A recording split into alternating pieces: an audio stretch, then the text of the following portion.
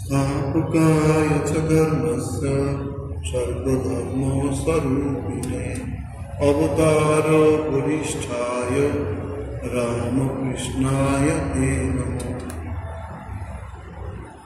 स्वामी शारदानंद जी महाराज भगवान श्री रामकृष्णदेवेर एकजन अन्यतम शिष्य छिलेन। आज तार विशेष जन्मतिथि, সেই উপলক্ষে আমাদের মন্দিরে তার ছবি রাখা হয়েছে, পূজা হয়েছে। এখন আমরা তার জীবনী এবং বাণী যা শ্রীরামকৃষ্ণ ভক্ত মালিকাতে আছে সেইখান থেকে পাঠ করছি। দক্ষিণেশ্বরে শ্রীরামকৃষ্ণের পদচার করিতে করিতে সহসা যুবকের করে প্রবিষ্ট হন এবং কয়েক মুহূর্ত ওইভাবে ঢাকিয়া উঠিয়াছে। উপস্থিত ভক্তদের ওই বিষয়ে কৌতূহল দর্শনে তিনি বলিয়াছিলেন, দেখলাম ও কতটা ভাব সইতে পারবে। ভগবান শ্রীরামকৃষ্ণদেব জীবন এইসব কার্য দেখে মানুষ অবাক হয়ে গেছে। পরবর্তী সেই সবগুলো মিলেও যেত, দেখে আরো অভিভূত হতো। এই যুবককেই স্বামী বিবেকানন্দ যথাকালে রামকৃষ্ণ মঠ ও মিশনের সম্পাদক পদে বরণ করেছিলেন এবং তিনিও সুদীর্ঘ 30 বৎসর এই গুরুভার বহনপূর্বক স্বীয় ব্রত উদযাপন করিয়াছিলেন। রামকৃষ্ণ মঠ এবং মিশনে 30 বছর জেনারেল সেক্রেটারি পদে থাকা এ বিশেষ শক্তি না হলে সম্ভব ছিল না। স্বামীজির আদেশ ইহাই ছিল তার কর্মপ্রেরণায় অন্যতম প্রধান উৎস। ইনি আমাদের স্বামী শারদানন্দ। শারদানন্দের পূর্ব নাম ছিল শরৎচন্দ্র চক্রবর্তী। তার পিতামহ সংস্কৃতি সুপণ্ডিত ছিলেন। পত্নী বিয়োগের পর তিনি হুগলি জেলার জনাই গ্রামে বসতি স্থাপন টোল প্রতিষ্ঠা করিয়া বহু অন্তেবাসীকে শিক্ষা দিতে থাকেন। শরতের পিতার শ্রীযুক্ত গিরিশচন্দ্র চক্রবর্তী কিন্তু গ্রাম পরিত্যাগ পূর্বক কলিকাতায় আসেন এবং একটি ওষুধের দোকানের অংশীদার রূপে বহু অর্থ উপার্জন করেন। সঙ্গতি সম্পন্ন হইলেও গিরিশচন্দ্র ধার্মিক ও নিষ্ঠাবান ছিলেন এবং কর্ম ব্যাপারে সে তার বহু সময় কাটিলেও নিয়মিত সন্ধ্যা বন্দনা, পূজাপাঠ ও জপ ধ্যানের ব্যতিক্রম হইত না। একে তো ধার্মিক মানুষ ছিলেন, নিষ্ঠাবান মানুষ ছিলেন, কর্ম ব্যাপারে সে ব্যস্ত থাকলেও নিয়মিত সন্ধ্যা বন্দনা, পূজা পাঠ এবং জপ ধ্যানের ব্যতিক্রম হইত না। মাতা শ্রীযুক্তা নীলমণি দেবীও অনুরূপ ভক্তিমতী ছিলেন। 3 কন্যার পর শরৎচন্দ্রই ধর্মপ্রাণ দম্পতির জ্যেষ্ঠ পুত্ররূপে 1865 খ্রিস্টাব্দে 23 ডিসেম্বর শনিবার সন্ধ্যার পরে 6:32 9 পৌষ 1272 সাল শুক্লা ষষ্ঠী তিথিতে ভূমিষ্ঠ হন। শনিবারে জন্ম হওয়ার পরিবারের সকলে একটু চিন্তাকুল হইয়াছিলেন, কিন্তু শিশুর পিতৃব্য ঈশ্বরচন্দ্র জ্যোতির্বিদ্যা সুপণ্ডিত ছিলেন। তিনি গোষ্ঠী বিচার পর সকলকে অভয় দানপূর্বক জানাইলেন যে এই শিশু গণ্যমান্য হইয়া ভবিষ্যতে পরিবারের মুখোজ্জ্বল করিবে। শৈশব হইতেই শরতের স্বভাব বড় শান্ত ছিল। বয়সে ছিল চঞ্চলতা, তাতে মোটেই পরিলক্ষিত হইত না। যিনি ভবিষ্যতে সন্ন্যাসী হবেন তার কথা বলতে গিয়ে বলছেন যে স্বভাবত খুবই শান্ত ছিল। তাই পরবর্তী জীবনে তার কার্য কুশলতার অপূর্ব বিকাশ দর্শনে শৈশবের অভিভাবকদেরকে বলিতে শোনা যেত। এর ভেতর এত ছিল তা তো জানতাম না। বিদ্যালয় পরীক্ষাতে তিনি প্রথম কিংবা দ্বিতীয় স্থান অধিকার করিতেন। ছাত্রদের আলোচনা সভায় তিনি কৃতিত্ব প্রদর্শন করিতেন এবং ব্যায়ামাদি সহায়ে স্বীয় দেহকে সুগঠিত করিয়াছিলেন। সক্রিয় শান্ত স্বভাব ও ধর্মপ্রাণতা একত্রে মিলিত হইয়া শরৎচন্দ্রের বাল্যকালকে বড় মধুর করিয়া তুলিয়াছিল। জননী যখন গৃহদেবতার পূজায় ব্যাপৃত থাকিতেন, কিশোর শরৎ তখন পার্শ্বে উপবিষ্ট থাকিয়া সমস্ত লক্ষ্য করিতেন এবং যথাসময়ে সমবয়স্কদের সহিত বিরাট ছলে উহার পুনরাবৃত্তি করিতেন। এতক্ষণিত দেবদেবী স্তোত্রাদি তিনি অনর্গল মুখস্থ করিয়া যাইতে পারিতেন। পূজা পাঠী সন্তানের আগ্রহ দর্শনে স্নেহময়ী জননী তাকে পূজার যাবতীয় উপকরণ সংগ্রহ করিয়া দিয়াছিলেন।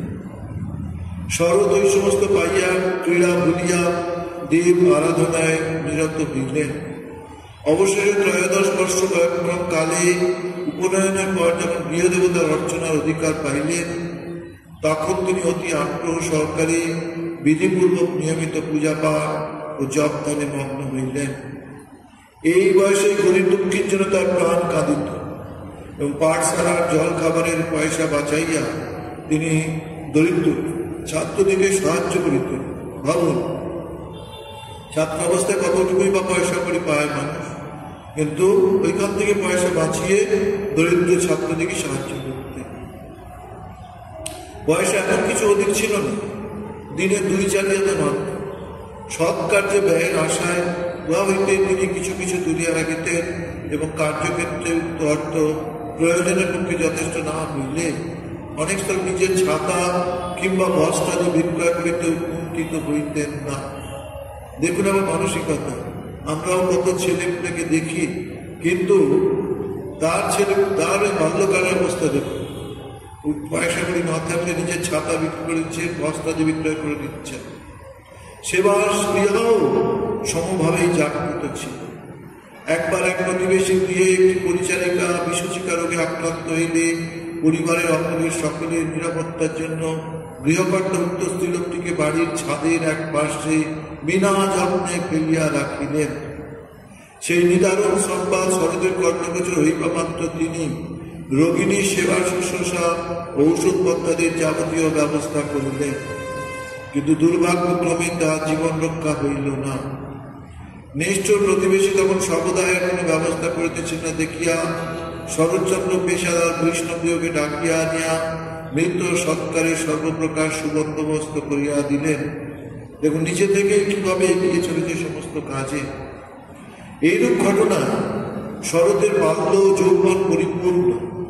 বস্তুত রামকৃষ্ণ মিশনের সম্পাদক রূপে তিনি আর্ত ও দরিদ্রদের সেবা ভবিষ্যতে যে বিপুল মহানুভবত কর্মনৈপুণ্যের পরিচয় দিয়েছিলেন, তার সূচনা আমরা তার জীবন প্রভাতেই দেখিতে পাই। খুবই কম লোকের কোলে শ্রীরামকৃষ্ণকে বসতে দেখি আমরা। শরৎ মাঝে কোলে বসেছিলেন, এটা একটা অদ্ভুত ব্যাপার। ক্রমে বিদ্যালয়ের আলোচনা সভার সভ্যদের নিকট ব্রাহ্ম সমাজের সংবাদ পাইয়া শরৎ সেখানে যাতায়াত আরম্ভ করিলেন এবং কেশবচন্দ্রের বক্তৃতায় আকৃষ্ট অপর অনেক যুবকের ন্যায় ব্রাহ্ম সমাজের গ্রন্থাদি পাঠ ও ধ্যানাভ্যাস দিতে রত হইলেন। 1882 খ্রিস্টাব্দে তিনি হেয়ার স্কুল হইতে প্রবেশিকা পরীক্ষা উত্তীর্ণ হইয়া পর বৎসরের প্রারম্ভে সেন্ট জেভিয়ার্স কলেজে ভর্তি হইলেন। এই কলেজের অধ্যক্ষ ফাদার লাভ শরতের ধর্মভাব লক্ষ্য করিয়া স্বয়ং তাকে বাইবেল পড়াইতে আরম্ভ করিলেন। যদিও ঠাকুর শ্রীরামকৃষ্ণের পরে পড়ব আমরা, তিনি শরৎকে দেখে যীশু খ্রিস্টের দলের সদস্য হিসেবে দেখেছিলেন। নিষ্ঠাবান শাক্ত পরিবারে জাত ভক্তিমতী মাতার করে লালিত পালিত হইলেও ব্রাহ্ম সমাজে যাতায়াত এবং বাইবেল অধ্যয়ন যুগ প্রভাবী হইয়াছিল সত্য, কিন্তু এইরূপ করিয়াও নিজ ব্যক্তিত্ব প্রভাবে শরৎ কখনো সধর্মে আস্থা শূন্য হন নাই। পাঠাভ্যাসের ন্যায় শরৎ অন্যান্য কার্যে উৎসাহ প্রকাশ করিতেন।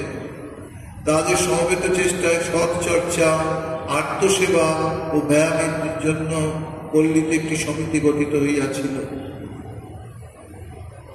একবার এই সমিতির বার্ষিক আনন্দ উৎসব উপলক্ষে তিনি দক্ষিণেশ্বরে কালীবাড়িতে যাইয়া ঘটনাক্রমে শ্রীরামকৃষ্ণের দর্শন পান। তার মহিমা সম্বন্ধে তখন তেমন ধারণা না থাকায় ওই দর্শন তার মনে কোনো স্থায়ী রেখাপাত করে না। অতঃপর কলেজ অধ্যয়নকালে তিনি শশী অন্যান্য সমবয়স্কদের সহিত 1883 খ্রিস্টাব্দের অক্টোবর মাসে একদিন পরমহংসদের সমীপে উপস্থিত হইয়া শ্রীমুখ কথিত বৈরাগ্য ও ব্রহ্মচর্যের উপদেশ লাভে কৃতার্থ হন। ইহার সবিশেষ বিবরণ আমরা অন্য জায়গায় বলেছি বা লিখিত রয়েছে। এই তীব্র বৈরাগ্যের উপদেশ শরৎ শশীর ধর্মজীবনে এক অভিনব আলোক সম্পাদ করিল। শশীর নামও আপনারা শুনেছেন, স্বামী রামকৃষ্ণানন্দ। ইনিও এদের একই বংশের। বিশেষ শ্রীরামকৃষ্ণের শব্দের ব্যবহার তাদেরকে আরো দৃঢ়তর রূপে দক্ষিণেশ্বরের দিকে টানিতে লাগল। আমরা নিশ্চয়ই শুনেছি স্বামী বিবেকানন্দ শ্রীরামকৃষ্ণ সম্বন্ধে বলতে গিয়ে এক কথায় বলেছিলেন কি, লাভ পার্সনিফাইড, ভালোবাসার প্রতিমূর্তি। এই যুবক ভক্তেরা ঠাকুরের কাছে আসতেন, তারপরে বয়স্ক ভক্তেরা আসতেন, গৃহস্থ ভক্তেরা, মহিলা ভক্তেরা আসতেন, যাদেরই একটু আধার দেখতেন ঠাকুর শ্রীরামকৃষ্ণ, তাদেরই আপনার করে নেবার চেষ্টা করতেন। দুই ভাতার অবসর একই সময়ে হইত না বলিয়া হোক, কিংবা একাকি যাইবার জন্য শ্রীরামকৃষ্ণ উপদেশ স্মরণ করিয়াই হোক, অতঃপর দুইজনে পরস্পরে অজ্ঞাতসারী দক্ষিণেশ্বরে যাইতেন। সেন্ট জেভিয়ার্স কলেজ প্রতি বৃহস্পতিবার বন্ধ থাকিত। সুতরাং বিশেষ প্রতিবন্ধ না ঘটিলেও শরৎ ওই দিনই ঠাকুরের নিকট উপস্থিত হইতেন। কোনো কোনো দিন আবার দক্ষিণেশ্বরে থাকিয়াও যাইত। ঠাকুর আধার থেকে বলতেন, আজ রাত্রে এখানে থেকে যা। তখন গভীর রাত্রে ঠাকুর তাকে জাগাইয়া দিয়া পঞ্চবটী, বেলতলা বা ভবতারিণীর নাট মন্দিরে ধ্যান করিতে পাঠাইতেন। পঞ্চবটিতে অথবা বেলতলায় অথবা যে ভবতারিণী মন্দিরের নাট মন্দির, সেখানে পাঠাতেন। একদিন শরৎ নিবেদন করলেন, কিছুতেই মন স্থির হইতেছে না। ঠাকুর স্বীয় তর্জনীর নখাগ্র দ্বারা শরতের রুদ্রয়ের মধ্যে আঘাত করিয়া সেখানে মনকে ধারণ করিতে বলিলেন। অমোঘ বিধানের শীঘ্রই উহা নিপাত নিষ্কম্প দীপশিখার ন্যায় তথা স্থির হইয়া গেল। অপর একদিন ঠাকুর দক্ষিণেশ্বরে ভক্ত সঙ্গে উপবিষ্ট আছেন। শ্রী গণপতি সম্বন্ধে আলোচনা চলিতেছে। ঠাকুর গণেশের চরিত্র, মাতৃভক্তি প্রভৃতির কথা অবতারপূর্বক উচ্চ প্রশংসা করতে থাকিলে শরৎ সহসা বলিয়া উঠিলেন, আমি গণেশের চরিত্র পছন্দ করি, তিনিই আমার জীবনের আদর্শ। ঠাকুর অগ্নি সংশোধন করিয়া বললেন, না, তোমার আদর্শ গণেশ নয়, তোমার আদর্শ শিব। শিবের গুণরাজি তোমাকে বিদ্যমান। সন্ন্যাসী হবেন তো, সেই জন্যে শিব সন্ন্যাসীর গুরু। তিনি আরো বললেন, নিজেকে সর্বদাই শিব এবং আমাকে শক্তি বলে ভাববে। কি অদ্ভুত ব্যাপার! ঠাকুর বলছেন যে তুমি নিজেকে সর্বদা শিব ভাববে আর আমাকে শক্তি, আমাকে শক্তি অর্থাৎ কালী, এটাও বলা যেতে পারে, মহামায়া এটাও বলা যেতে পারে, তিতাম যে তিনটে তাপ, সেটাও বলা যেতে পারে শক্তির অপর নাম। সাধারণ বুদ্ধি আমাদের পক্ষে এই সমস্ত রহস্যের মর্মভেদ করা অসম্ভব। ঠিক এইসব রহস্যের মর্মভেদ আমাদের পক্ষে সম্ভব নয়। পরবর্তীকালে আমরা দেখিতে পাইব যে সুদীর্ঘ কর্মজীবনে শরৎ যে অদ্ভুত তিতিক্ষা ও সহিষ্ণুতার পরিচয় দিয়েছিলেন, তা নীলকণ্ঠ শিবের পক্ষেই সম্ভবপর।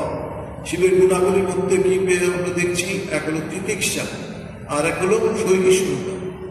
সহিষ্ণুতা সবকিছু সহ্য করা আর সব কষ্টের মধ্যে দিয়ে তাকে পাওয়ার জন্য চেষ্টা করা।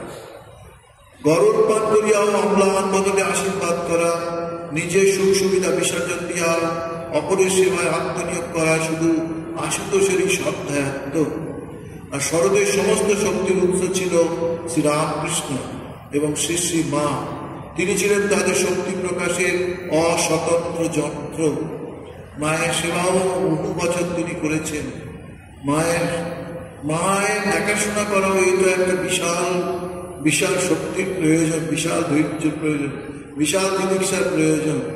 তা আমরা মহাজের মধ্যে দেখতাম। আর একদিনের ঘটনা সম্বন্ধে শরৎচন্দ্র বলিয়াছিলেন, কল্পতরু হওয়ার সময় ছাড়াও ঠাকুর অনেক সময় অনেকের মনোবাঞ্ছা পূর্ণ করেছিলেন। সত্যিই তাই, আমরা কল্পতরুর কথা ভাবি, কিন্তু শ্রীরামকৃষ্ণ নিত্য কল্পতরু হতেন। যে আসতেন, যাকে সত্যি আধার দেখতেন, তাকেই তিনি কৃপা করেছিলেন। ওর একদিন আমি কাছে দাঁড়িয়ে আছি দেখে ঠাকুর বললেন, কিরে তুই যে কিছু চাইলি না? সে সময় আমি তাকে বলেছিলাম, কি আর চাইব, আমি যেন সর্বভূতে ব্রহ্ম দর্শন করি, এই করে দিন। সর্বভূতে সেই এক প্রেমময় হয়েছেন, এইটাই তিনি চাইছেন ঠাকুরের কাছে। উত্তরে ঠাকুর বলেছিলেন, ও যে শেষকালের কথা রে। এবং তা আমি জানি না মশাই। তখন ঠাকুর বললেন, তা তোর হবে। এই ঘটনার উল্লেখার্থে শরৎচন্দ্র ইহা বলেছিলেন, তিনি যাহা বলেছিলেন এখন তার কৃপায় সেটা বেশ অনুভব করছি। খুব শক্তিশালী ব্যাপার এইসব, কিন্তু ঠাকুরের কাছে এগুলো খোলাখুচির মতো ছিল। তিনি যে যা চাইতেন তাই আধ্যাত্মিক শক্তির বিকাশ, এই ট্রান্সফরমার, বিশাল ট্রান্সফরমার মতো হয়ে দাঁড়িয়েছিলেন। শ্রীরামকৃষ্ণের পরিচিত হওয়ার সঙ্গে সঙ্গে তার শ্রীমুখে নরেন্দ্রনাথের উচ্ছ্বসিত প্রশংসা শুনিয়া শরৎ তাহার সহিত সাক্ষাৎ করেন। ঠাকুর চাইতেন যে হাড়ির সঙ্গে যে সরা দরকার, অর্থাৎ কন্টেনারের সঙ্গে তার যে উপরে ঢাকনা, সেটা ঠাকুর। অবশ্য ঠাকুরের নিকট আগমনের পূর্বেও ঘটনাক্রমে নরেন্দ্রের সহিত তার সাক্ষাৎ পরিচয় হইয়াছিল। কিন্তু তখন এক ভ্রান্ত ধারণার বশবর্তী হইয়া তিনি আলাপ পরিচয় করিতে অগ্রসর হন নাই। সেই সময় শরৎচন্দ্র সংবাদ পাইয়াছিলেন যে তার এক বাল্যবন্ধু স্বভাব উচ্ছৃঙ্খল হইয়াছে। সত্য নির্ধারণের জন্য তিনি একদিন বন্ধুগৃহে উপস্থিত হইয়া এক পক্ষে বন্ধুর আগমন প্রতীক্ষায় বসিয়া আছেন। এমন সময় জনৈক যুবক অতি পরিচিতের মতো সেই প্রকোষ্ঠে প্রবেশের পূর্বক আপন মনে গুনগুন স্বরে একটি হিন্দি গান গাইতে লাগিলেন। যুবকের ব্যবহারটি শরতের মনোভূত হয় নাই। শরতের একরকম ব্যবহার, স্বামী বিবেকানন্দের একরকম ব্যবহার, দুটো তো এক হতে পারে না। আর ভালো করে একটু না কথা বললে, না মিশলে, পরিচিত হওয়া না হলে তো তার সম্বন্ধে জানা যাবে না। সেই প্রকোষ্ঠে প্রবেশপূর্বক আপন মনে গুনগুন স্বরে একটি হিন্দি গান গাইতে লাগল। যুবকের ব্যবহারটি শরতের মনোভূত হয় নাই। আবার বন্ধু আসিয়া তার প্রতি বিশেষ দৃষ্টি না দিয়া যুবকটির সহিত আলোচনায় রত হইলে বিরক্তির কারণ ঘটিল। তবু তিনি ভদ্রতা হিসাবে বসিয়া আসিয়া আলোচনা শুনিতে শুনিতে সিদ্ধান্ত করিয়া ফেললেন যে এই যুবকের সঙ্গ দোষেই বন্ধু বিপদে চলিয়াছে। কারণ এই শ্রেণীর অন্যান্য যুবকের ন্যায় এই ব্যক্তির কথা এবং কার্যের সামঞ্জস্য নাই। সে মুখে অতি উচ্চভাব প্রকাশ করলেও তার ব্যবহার নিশ্চয়ই বা বিপরীত। মাস কয়েক পরে ঠাকুরের নিকট নরেন্দ্রনাথের প্রশংসা শ্রবণান্তে তিনি তার গৃহে যাইয়া নির্বাক বিস্ময়ে দেখিলেন, এই তো সেই যুবক। অমূলক ভুল ভাঙিবার পর নরেন্দ্রনাথ শরতের প্রিয়তম বন্ধুতে পরিণত হইলেন এবং তাদের সৌহার্দ্য স্থাপনের প্রয়াসী শ্রীরামকৃষ্ণ স্বীয় যত্ন সফল হইয়াছে দেখিয়া সহাস্য বললেন, গিন্নি জানে কোন হাড়ির মুখে কোন স্বর রাখতে হয়। উভয়ের প্রীতির বহু দৃষ্টান্ত রইয়াছে। শরৎচন্দ্র একদিন নরেন্দ্রনাথের গৃহে উপস্থিত হইয়া তাকে গান গাইতে বলিলেন। নরেন্দ্রনাথ তৎক্ষণাৎ সম্মত হইয়া তানপুরায় সুর বাঁধিতে বাঁধিতে তুই মায়াটা নেই। শরৎ জানাইলেন তিনি ওই বিদ্যায় পারদর্শী নয়। খুব সোজা বলে নরেন্দ্রনাথ মুখে বোল বলিতে বলিতে হাতে বাজাইয়া তাকে কয়েকটি ঠেকা শিখাইয়া দিলেন এবং তারপর গান ও বাদ্য চলিতে লাগিলেন। শুধু গান অবলম্বনেই যে উভয় মিলিত হইত তা নয়, অনেক ক্ষেত্রে উচ্চ বিষয়ের আলোচনায় তারা এতই মগ্ন হইতেন যে স্থান কাল ভুলিয়া যাইতেন। একবার এইরূপ আলোচনায় ব্যাপৃত দুই বন্ধু পরস্পরকে তত্ত্ব গৃহে পৌঁছাইয়া দিতে গিয়া উভয় গৃহের মধ্যবর্তী পথটুকু একাধিকবার অতিক্রম করেছেন। এখানে একটি অদ্ভুত ঘটনা কথা আমরা শুনতে পাব। সব গৃহে পৌঁছিলেও আলোচনা শেষ হয় নাই দেখিয়া নরেন্দ্র শরৎকে লইয়া শরতে গৃহে চললেন। আবার অনুরূপভাবে শরৎ সক্রিয় হইতে নরেন্দ্রকে লইয়া নরেন্দ্র ভবনে চললেন। এরূপ ক্রমাগত কয়েকবার যাতায়াতের পর সেই দিনের ব্যাপার শেষ হইয়াছিল। আর একদিনের একটি ঘটনা আশ্চর্য। তখন 1884 অব্দের শীতকাল, শশী ও শরৎ বিপ্লবের পূর্বে নরেন্দ্রনাথের গৃহে যাইয়া শ্রীরামকৃষ্ণ প্রসঙ্গে এত মগ্ন হইলেন যে ক্রমে সন্ধ্যা হইয়া গেল। তখন তিনজনে হেদুয়া পুষ্করিণীর ধারে বেড়াইতে গেলেন। সেখানে নরেন্দ্র সেই চিত্তাকর্ষক কাহিনী শুনিতে লাগিলেন। হঠাৎ ঢং ঢং করে 9টা বাজিল। অগত্যা নরেন্দ্রনাথ তাহাদিকে বাড়ি পৌঁছাইয়া দিতে চলিলেন। সেখানে গল্পেরও শেষ নেই। ক্রমে রাত্রি গভীর হইতে যে দেখিয়া শরৎ স্থির করিলেন যে নরেন্দ্রকে জলযোগ করাইয়া দেওয়া উচিত। অনুরোধ ক্রমে নরেন্দ্র গৃহপ্রান্তরে চললেন, কিন্তু প্রবেশ করিতে করিতে অকস্মাৎ স্থির হইয়া দাঁড়াইয়া বললেন, এ বাড়ি যে আমি পূর্বেই দেখেছি, এর কোথা দিয়ে কোথা যেতে হয় কোথায় কোন ঘর আছে সে সবই যে আমার পরিচিত। কি আশ্চর্য, এটা অদ্ভুত একটা ব্যাপার। কোনোদিনই এইভাবে বাড়িতে আসেননি, অথচ বলছেন যে আমার তো একদম পরিচিত লাগছে। জলযুগান্তে নরেন্দ্র সক্রিয় ফিরিলেন। শরৎ শ্রীরামকৃষ্ণকে প্রথমে সিদ্ধ ব্যক্তি বা ঈশ্বরজনিত মহাপুরুষ বলিয়া বোধ করিয়াছিলেন। নরেন্দ্রের সহিত এরূপ আলোচনার ফলে তাকে অবতার বলিয়া জানিলেন। শুধু তাহাই নহে, নরেন্দ্রের ব্যক্তিগত অনুভূতিগুলি জ্বলন্ত ভাষায় ব্যক্ত হইয়া ক্রমে শাস্ত্র উল্লিখিত রহস্যের দ্বার হইয়া তাহার থেকে উদ্ঘাটিত করিল। তিনি ভক্তিতে আপ্লুত ও শ্রদ্ধায় নতশীল হইলেন। 1885 খ্রিস্টাব্দে এমএ পরীক্ষা পাশ করার পর শরতের পিতা তাকে মেডিকেল কলেজে ভর্তি করিতে চাহিলেন। ঠাকুর ডাক্তার ও উকিলের অন্ন গ্রহণ করিতে পারেন না, এই কথা ভাবিয়া শরৎ সন্দেহকুল হইলেন।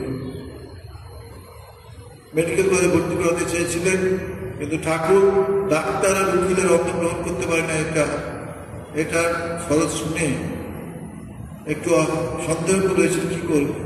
অতঃপর বিশ্বস্ত বন্ধু নরেন্দ্রনাথের পরামর্শে চিকিৎসা বিদ্যা শিক্ষায় অগ্রসর হইলেন। এইভাবে নরেন্দ্রনাথকে শুধু বন্ধু হিসাবে গ্রহণ করিয়া শরৎ ক্ষত হন নাই, তিনি ক্রমে তাহাকে নেতার আসন প্রদান করিয়াছিলেন। এমনকি অনেক বিষয়ে তিনি নরেন্দ্রের অনুকরণ করিতেন। স্বামীজির নিকট সঙ্গীত শিক্ষার ফলে শরৎ তার গানের ঢং অনেকটা আয়ত্ত করিয়াছিলেন। শেষ বয়সে তিনি গোয়া ভুলেন না। ঠাকুরের কাশীপুর আগমনের পর সেবকের অভাব হইতেছে দেখিয়া শরৎ ওই কার্যে সানন্দে অগ্রসর হইলেন। প্রথমত তিনি সর্বদা থাকিতে পারিতেন না।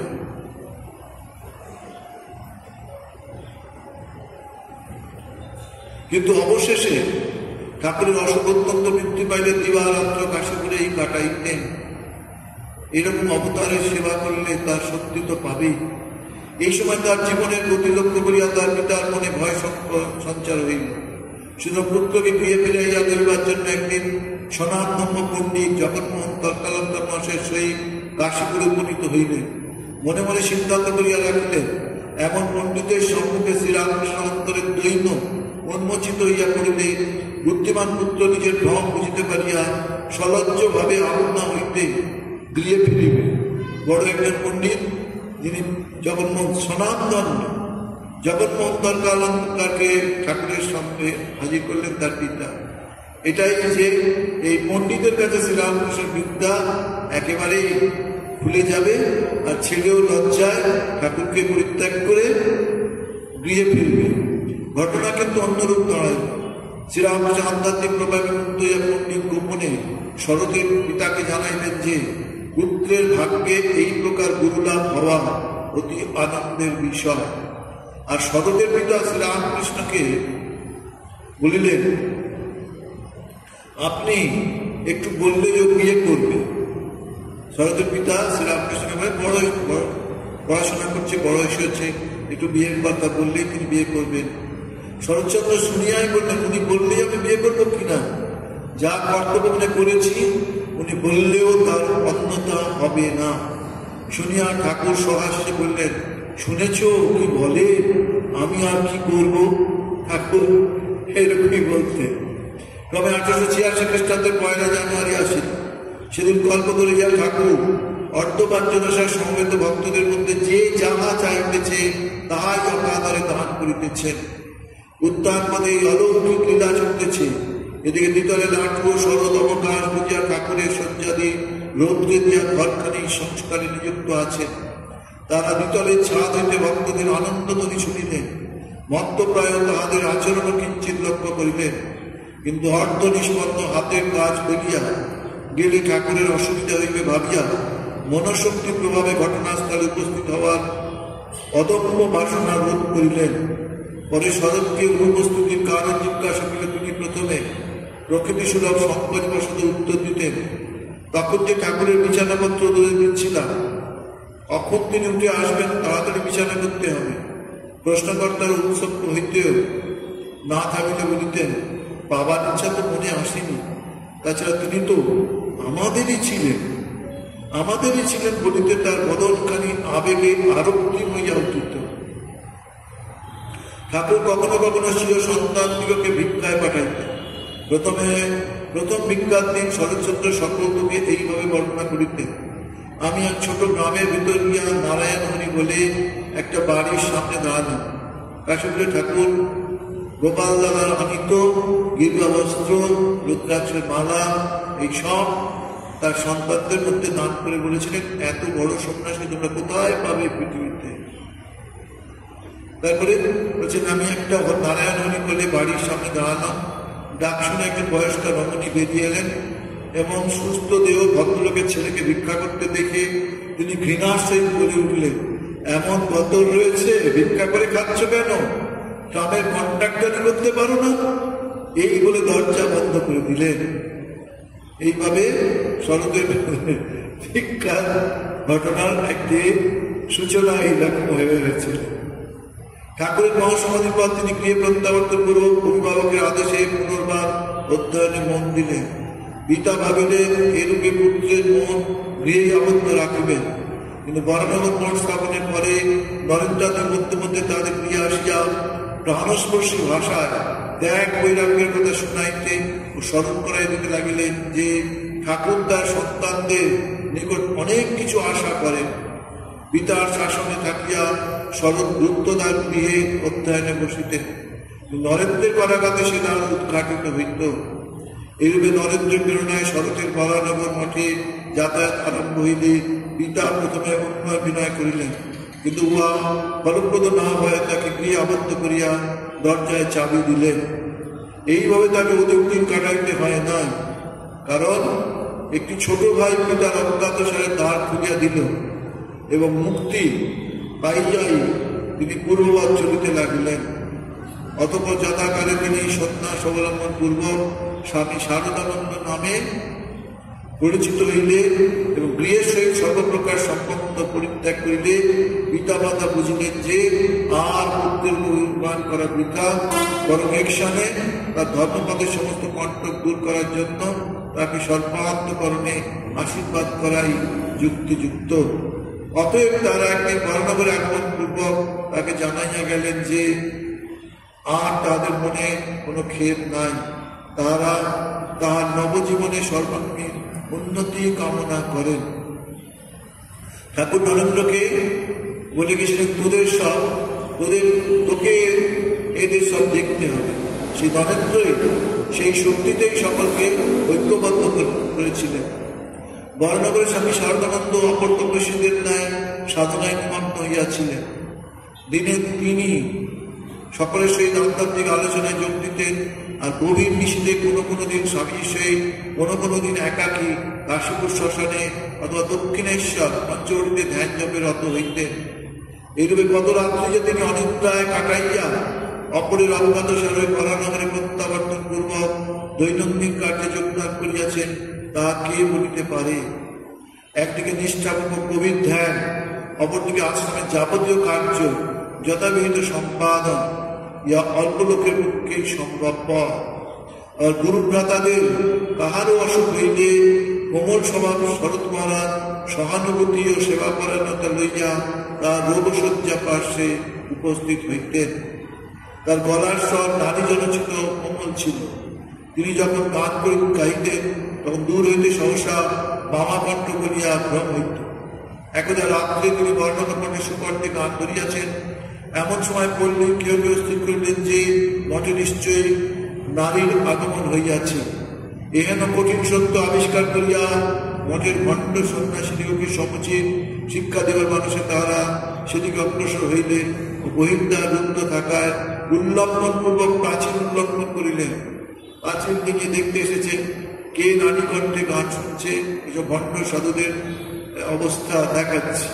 কিন্তু সঙ্গীত সভায় উপস্থিত হইয়া যা দেখিলেন তাতে তারা লজ্জায় অধপতন হইলেন। অবশেষে নিজের ত্রুটি স্বীকার পূর্বক তারা সাধুদের নিকট ক্ষমা প্রার্থনা করিলেন। শরৎ মাঝে স্তোত্রাদি পাঠও বিশেষ চিত্তাকর্ষক ছিল। তিনি যখন বিশুদ্ধ উচ্চারণ সহ সুকণ্ঠে চণ্ডী পাঠ করিতেন তখন শত্রুবৃন্দের মন শতই ভক্তিরসে আপ্লুত হইত।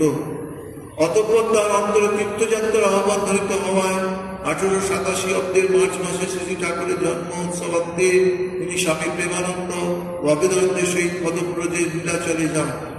সেখানে কয়েক মাস তপস্যা করিয়া তিনি বরাহনগরে ফিরলেন এবং স্বল্প বিশ্রামান্তে উত্তর ভারত অভিমুখে যাত্রা করিলেন। তিনি গয়া, কাশী, অযোধ্যা প্রভৃতি তীর্থস্থান দর্শনান্তে 1889 খ্রিস্টাব্দে ডিসেম্বরের শেষে সান্নাল মাসের সহিত হরিদ্বার হইয়া হিমালয়ের পাদদেশে পবিত্র তপভূমি ঋষিকেশে উপস্থিত হইলেন এবং অনুকূল স্থান পাইয়া ভিক্ষাবৃত্তি অবলম্বন সাধনায় নিমগ্ন হইলেন। এখানে একটি অদ্ভুত ঘটনা আছে। ইহারই এককালে স্বামী তুরীয়ানন্দের সহিত তিনি দুর্গম তীর্থ নীলকণ্ঠেশ্বর দেখিতে যান। ফিরিবার সময় অন্ধকারে পথভ্রষ্ট হইয়া তারা সাতিশয় চিন্তাকুল হইলেন, কারণ জনমানবহীন নীলকণ্ঠেশ্বর দেখিতে গিয়েছিলেন। যে কারণ জনমানবহীন সাপত বহুল এই পার্বত্য অরণ্যে প্রতি পদে জীবন সংশয়। অবশেষে স্বামী সারদানন্দ বললেন যে একসঙ্গে মৃত্যুর মুখে আগাইয়া যাওয়া অপেক্ষা প্রত্যেকে বিভিন্ন পথে যাইয়া প্রাণ রক্ষার চেষ্টা করা অধিক যুক্ত সম্ভব। একই সঙ্গে গিয়ে মারা যাওয়ার থেকে আল্লাহ যাওয়া যেতে পারে। তদনুসারে চলিয়া তুরীয়ানন্দজি দৈবক্রমে এক নির্জন আশ্রমে স্থান পাইলেন। রাত্রে সারদানন্দের খোঁজ করা সম্ভব না হওয়ায় প্রভাতে আশ্রয়দাতার সহিত তার অন্বেষণে বাহির হইয়া তিনি দেখেন সারদানন্দজি দূরে এক অত্যুচ্চ শিলাপৃষ্ঠে ধ্যানমগ্ন। ঐরূপ করার কারণ সম্বন্ধে জিজ্ঞাসা বললেন, মৃত্যু যেখানে নিশ্চিত সেখানে ত্রস্ত না হয়ে ভগবানের নাম করতে করতে মরাই উচিত। পরবৎসর 1890 বৈশাখ মাসে স্বামী সারদানন্দ, তুরীয়ানন্দ ও সান্নাল মাস একত্রে গঙ্গোত্রীয় কেদারনাথ ও বদ্রীনারায়ণ দর্শনে যাত্রা করিলেন। তখন পাহাড়ে দুর্ভিক্ষ হওয়া সরকার বাহাদুর সদর রাস্তায় পাহারা বসাইয়া যাত্রীকে ওই অঞ্চলে যাইতে নিষেধ করিতেছিলেন। সারদানন্দ প্রভৃতি কিন্তু তীর্থ দর্শনে আকাঙ্ক্ষা অতি প্রবল। নিঃস্বহায় সন্ন্যাসীর ভাগ্যে এইরূপ সুযোগ সর্বদা উপস্থিত হয় না। সুতরাং তাহারা সদর রাস্তা পরিত্যাগ পূর্বক মুসরি হইয়া ভগ্ন পদে ঘনপথে অগ্রসর হইলেন। তখনকার দিনে পদব্রজে হিমালয় ভ্রমণ অধিকতর কষ্টসাধ্য ছিল।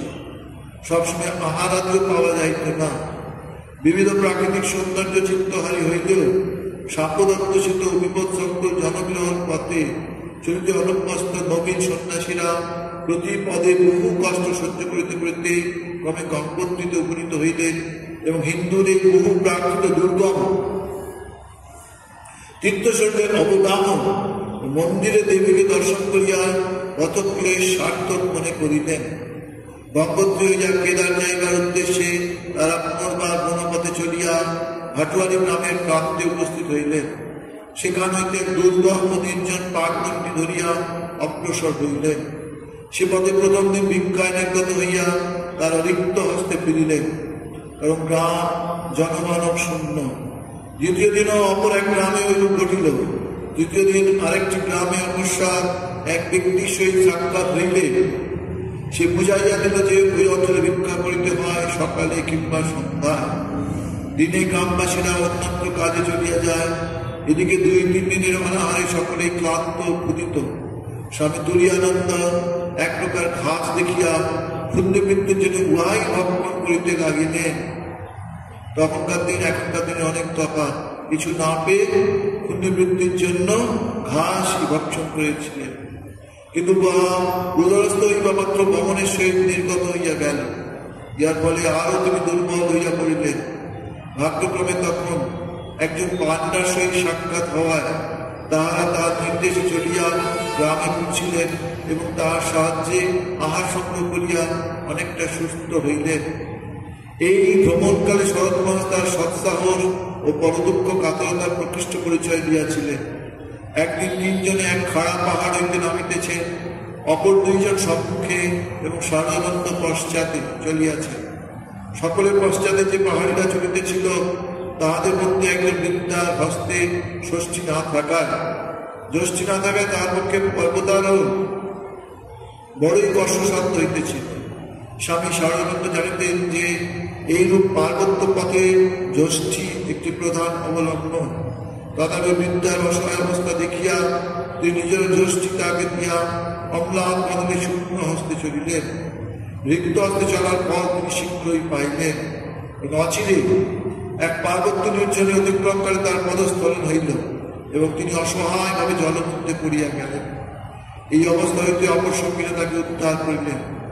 পরবর্তী গ্রাম অতিক্রম করিয়া যাইতে যাইতে তিনি ভাবিতে লাগিলেন, যদি এই উদার সময় এখানে লুচি ও হালুয়া খেতে পাই তবে বুঝবো ঠাকুর সত্যই আছেন।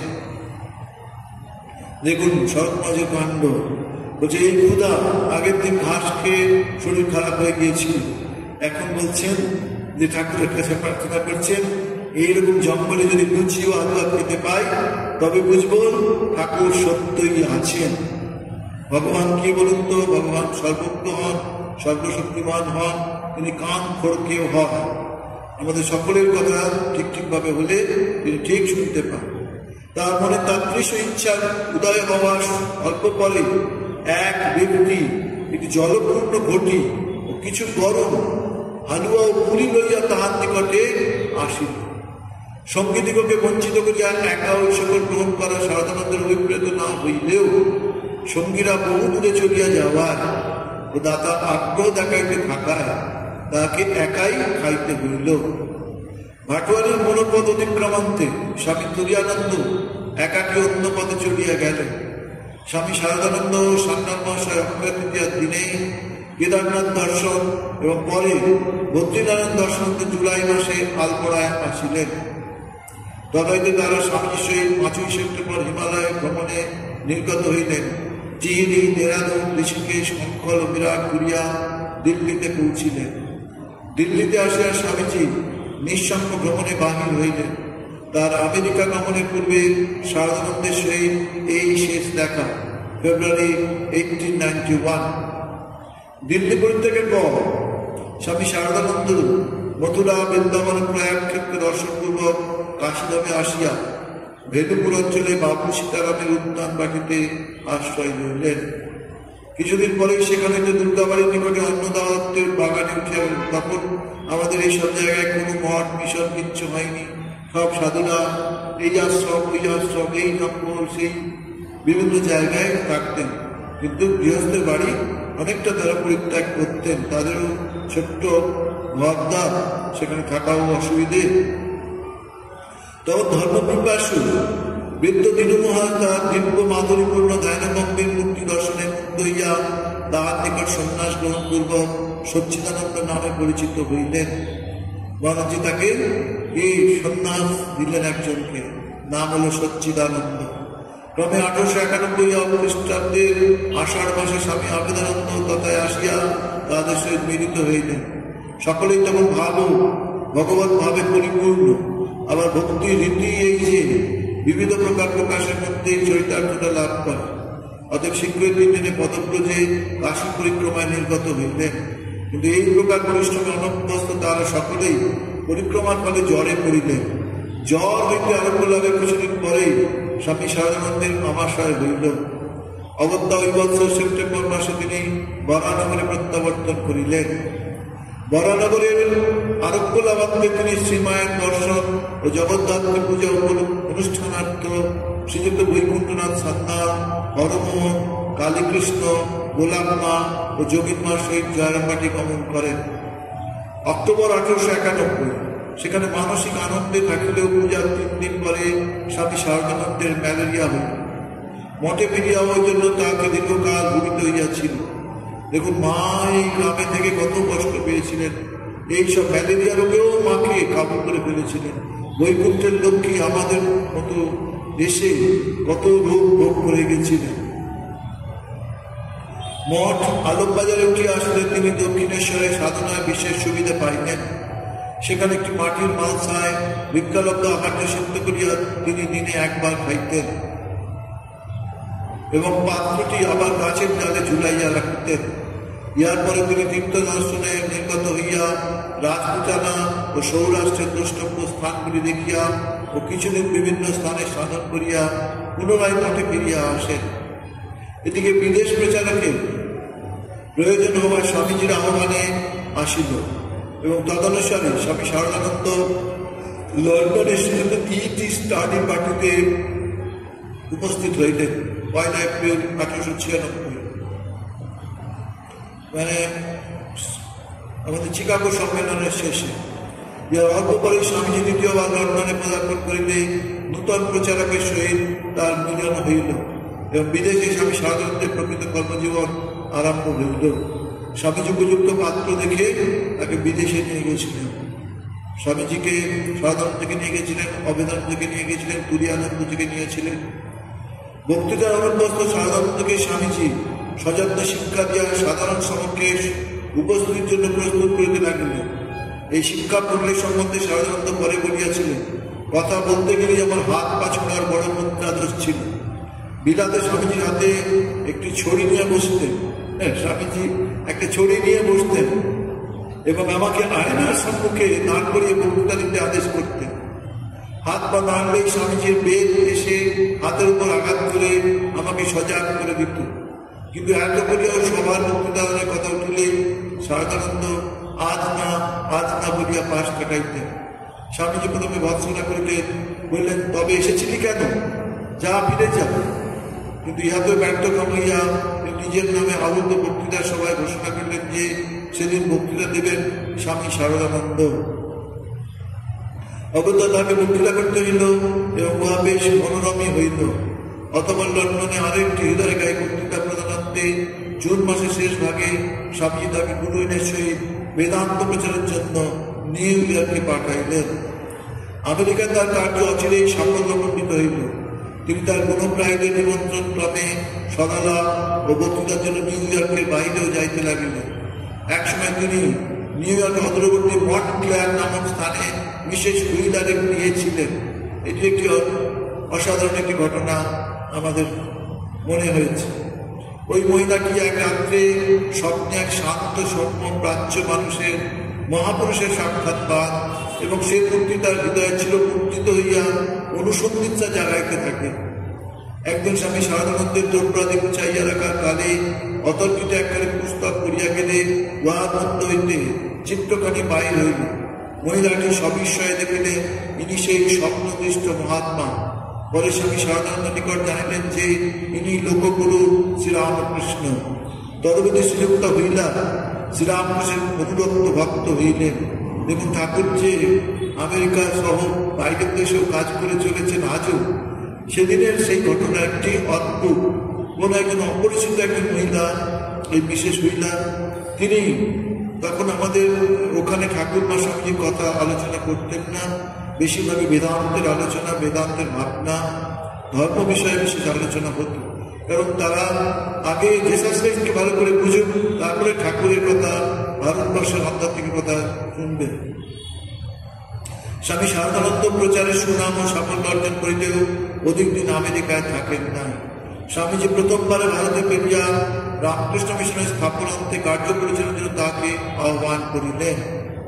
তদনুসারে তিনি 1898 খ্রিস্টাব্দের 12 জানুয়ারি টিউটানিক নামক জাহাজে আমেরিকা ত্যাগ করিলেন।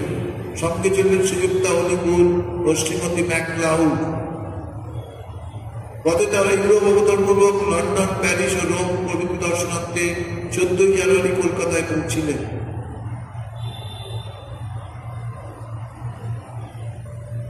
এই প্রত্যাবর্তন কালে তিনি দ্বিতীয়বার রোমে সেন্ট পিটারের গির্জা দর্শন করিলেন।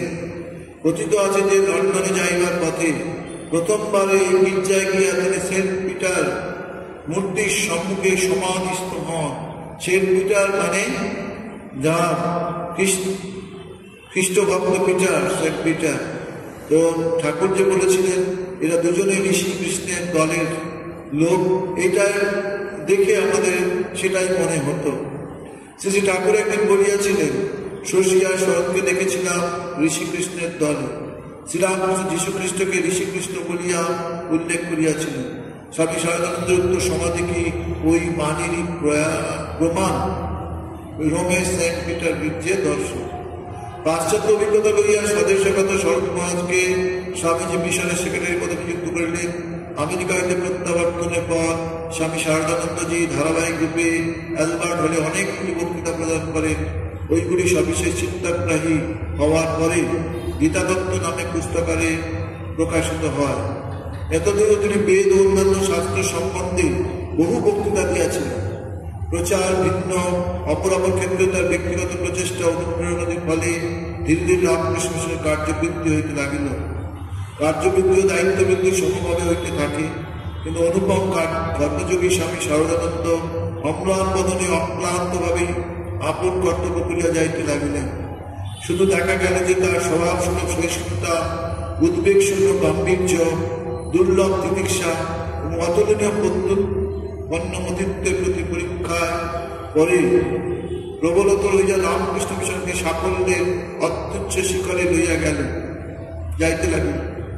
মোটামুটি বলা যাইতে পারে যে মঠ মিশনের এই প্রথম অবস্থায় সঙ্গের অন্তর্নিহিত ভাবধারা প্রবাহিত হইয়া আচার্য স্বামী বিবেকানন্দের সমাহিত চিত্তে সংস্থাপিত শ্রীরামকৃষ্ণ গমুখী হইতে সেই ভাব সমষ্টিকে মঠ মিশনের বিশাল ক্ষেত্রে বিচিত্র প্রণালীতে পরিচালিত করার দায়িত্ব গ্রহণ করিলেন তার গুরু ভ্রাতারা। ইহাদের মধ্যে আবার স্বামী ব্রহ্মানন্দ মহারাজ প্রধানত সঙ্গের আধ্যাত্মিক জীবনের পরিপুষ্টির প্রতি লক্ষ্য রাখিতেন। আবার স্বামী শারদানন্দের দৃষ্টি থাকিত সেই ভাবরাশিকে নির্দিষ্ট কার্যধারায় পরিচালনার প্রতি। কিন্তু এই বিভাগটি ইহাদের চরিত্রের সহিত পরিচয় লাভের পক্ষে যতই মূল্যবান হোক না কেন, কেবল এই দৃষ্টিভঙ্গির সাহায্যে আমরা তাদের চরিত্র বিশ্লেষণে অগ্রসর হইলেই সম্পূর্ণ অকৃতকার্য হইব এবং অপরের প্রতি অন্যায় করিব। কারণ একদিকে যেমন স্বামী ব্রহ্মানন্দ অনেক ক্ষেত্রে নবীন প্রতিষ্ঠান গঠনে বা পুরাতন প্রতিষ্ঠানের সুনিয়ন্ত্রণে কাঙ্ক্ষিত থাকিতে, অপরদিকে তেমনি শারদানন্দ সঙ্গ জীবনকে সুপবিত্র ভগবত মুখ রাখিতে সচেষ্ট ছিলেন। আবার এই উভয় বিধ প্রচেষ্টাতে স্বামীজির অবদান বড় সামান্য ছিল না। স্বামী শুধু ভাবক ছিলেন না, তিনি ছিলেন অক্লান্ত কর্মী। এতদ্ব্যতীত স্বামী প্রেমানন্দ প্রমুখ গুরু ভ্রাতারা স্বস্বক্ষেত্রে বিবিধ রূপে শ্রীরামকৃষ্ণের ভাবরাশিকে রূপায়িত করিয়া এই বিরাট সংঘকে পবিত্র, পূর্ণাময়, শক্তিশালী, সুন্দর, গৌরবময় করিতেছিলেন।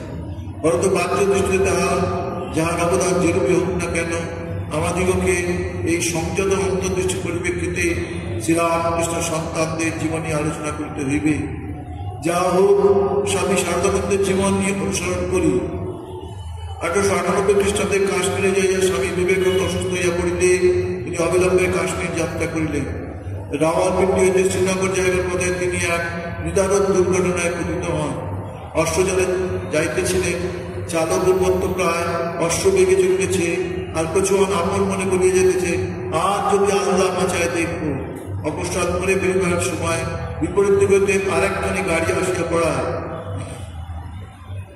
শরৎগঞ্জের গাড়ির পাশ কাটাইতে গিয়া রাস্তা হইতে নামিয়া ক্রমে নিচের দিকে গড়াইয়া চলিল। এদিকে আবার একটি বড় পাথরে ধাক্কা লাগায় বড় গাড়ির পশ্চাতে আসিতে লাগিল। স্বামী শারদানন্দ দেখিলেন এভাবে নামিতে থাকিলে মৃত্যু অনিবার্য। তথাপি তিনি উদ্বেগ শূন্য হইয়া সুযোগের অপেক্ষায় রইলেন। ভাবিলেন সম্মুখে বৃক্ষটির নিকটে পৌঁছিলেই উহার শাখা ধরিয়া আত্মরক্ষা করিবেন। ভাগ্যক্রমে ঘোড়াটি আড়াআড়িভাবে গাছে ঠেকিয়া থামিয়া গেল এবং তিনি পূর্ব সিদ্ধান্ত অনুযায়ী লাফাইয়া পড়িলেন। ইহাতে পায়ে একটু আঘাত লাগা ভিন্ন তিনি অক্ষত রইলেন। ঘোড়াটি উপরে কিন্তু পূর্বোক্ত প্রস্তরখণ্ড আসিয়া পড়ায় সে প্রাণ ত্যাগ করিল। এই অজ্ঞাত স্থান হইতে আত্মরক্ষা করা ও কচুয়ানের সংগ্রাম ফিরাইয়া আনাই হইল তখন তার প্রধান চিন্তা। যাও, কচুয়ানের প্রকৃতিস্থ হইয়া নিকটবর্তী গ্রামে গেল এবং সেখানে গন্তব্য স্থানে যাওয়ার ব্যবস্থা করিয়া দিল। আর একবার ইংল্যান্ড যাইবার পথে তিনি ভূমধ্য সাগরের তুল্যরূপ অবস্থায় পড়িয়াছিলেন। অপস্মাৎ ঝঞ্ঝাবাত উত্থিত হইয়া সমুদ্র বক্ষ চঞ্চল করিয়া তুলিলে সহযাত্রীরা প্রাণ হয়ে হতাশভাবে ইতস্তত ধাবিত হইতে লাগিল। চঞ্চলতার মধ্যে তিনি দ্রষ্টা হিসাবে অচঞ্চল রইতেন। বলা বাহুল্য যে সে নিশ্চেষ্টতা এবং সচেষ্ট অনেকেরই মনে বিরক্তি উদয় করিয়াছিল, যদিও কেউ তার সুস্পষ্ট বক্তা ব্যক্ত করেন নাই। অনুরূপ আরো একটু ক্ষেত্রে কিন্তু সহযাত্রী ওই প্রকার নীরব থাকিতে পারেন নাই। সেইবারে মহারাজের একটি ঘোড়াতে অস্ত্রোপচার আবশ্যক হওয়ায় স্বামী শারদানন্দ ডাক্তার কাঞ্জিলালের সহিত বাগবাজার হইতে নৌকা যোগে বেঙ্গলো যাইতেছিলেন। এমন সময় ভীষণ ঝড় উঠিয়া নৌকা মগ্নপ্রায় হইল। সাধারণজি তখন তামাক খাইতেছিলেন, ঝড়ের সময়ও নিশ্চিন্তে তাহাই করিতেছিলেন। দেখিয়া সহযাত্রী কান্তিলাল আর সহ্য করিতে পারিলেন না, মহাক্রোধে ছিলিকটা তুলিয়া লইয়া গঙ্গা জলে নিক্ষেপ করিলেন এবং বললেন, আপনি দেখছি মজার লোক, নৌকা ডুবছে আর আপনি বসে তামাক খাচ্ছেন। সৎমা স্বাভাবিকভাবে উত্তর দিলেন, তামাক খাবো না তো নৌকা না ডুবতে জলে ঝাঁপিয়ে পড়তে হবে নাকি? ঝঞ্ঝাবাদের মধ্যেই নৌকা আসিয়া বেলুর মঠের ঘাটে থামিল। শ্রীনগরে স্বামী বিবেকানন্দ কিঞ্চিত সুস্থ হইলে স্বামী শারদানন্দ তাকে লাহোরে আনিয়া স্বামী সদানন্দের সেবাভার অর্পণ করিলেন। এবার স্বামীজির নির্দেশে তাহার সহগামী পাশ্চাত্য ভক্তদিগকে তীর্থ দর্শন করাইবার দায়িত্ব লইয়া সদল বলে উত্তর পশ্চিম ভারত ভ্রমণে নির্গত হইলেন। পরে কাশীধামে আগমন পূর্বক বাবা বিশ্বনাথ দর্শন করিলেন। ইহা স্বল্পকাল পরে তিনি মঠে বা লীলাপ্রভুর উদ্যানবাটিতে ফিরিলেন।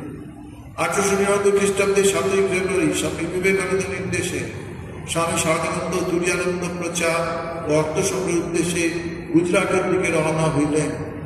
এই উপলক্ষে স্বামী শারদানন্দজি কানপুর, আগ্রা, জয়পুর, আহমেদাবাদ, দিল্লি, জুনাগড়, ভাবনগর প্রভৃতি শহরে যান এবং স্থানে স্থানে ইংরেজি ও হিন্দিতে বক্তৃতা করিয়া জনসাধারণের মধ্যে বিশেষ আগ্রহ সৃষ্টি করেন।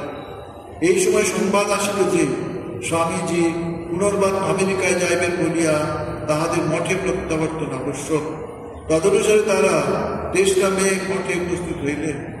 মঠে আগমনের পর স্বামীজির সহিত স্বামী তুরীয়ানন্দ বিদেশ যাত্রা করিলেন এবং স্বামী শারদানন্দ নবগত সাধুদের শিক্ষার ভার স্বহস্তে লইলেন।